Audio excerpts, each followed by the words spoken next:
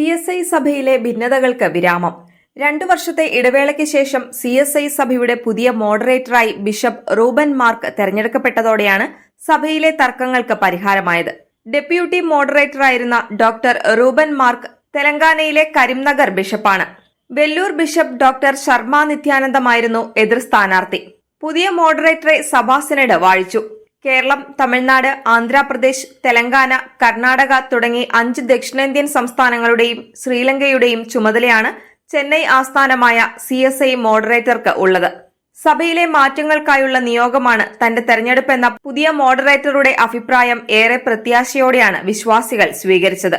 ദക്ഷിണ കേരള മഹാ ഇടവകയിലെ പ്രശ്നങ്ങൾ ഉടൻ പരിഹരിക്കുമെന്നും അനുരഞ്ജനം ഇല്ലാതെ സഭയ്ക്ക് നിലനിൽപ്പില്ലെന്നും ബിഷപ്പ് റൂബൻ മാർക്ക് പ്രതികരിച്ചു.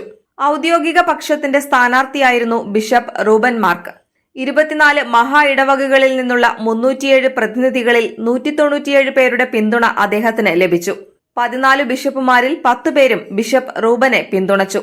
കൌൺസിൽ രൂപീകരിക്കാത്ത ദക്ഷിണ കേരള മഹാ ഇടവകയിൽ നിന്നൊഴികെ കേരളത്തിലെ മഹാ ഇടവകകളിൽ നിന്നുള്ള പ്രതിനിധികൾ വോട്ടെടുപ്പിൽ പങ്കെടുത്തിരുന്നു.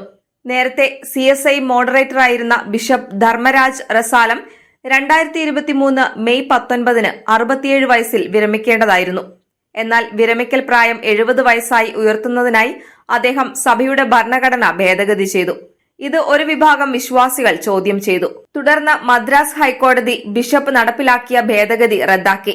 ഹൈക്കോടതി ഉത്തരവിനെ തുടർന്ന് ബിഷപ്പ് റസാലത്തിന് സ്ഥാനമൊഴിയേണ്ടി വന്ന സാഹചര്യത്തിലായിരുന്നു ഹൈക്കോടതി നിയമിച്ച അഡ്മിനിസ്ട്രേറ്റർ ജസ്റ്റിസ് V ഭാരതീദാസന്റെ നേതൃത്വത്തിൽ പുതിയ മോഡറേറ്ററുടെ തെരഞ്ഞെടുപ്പ്.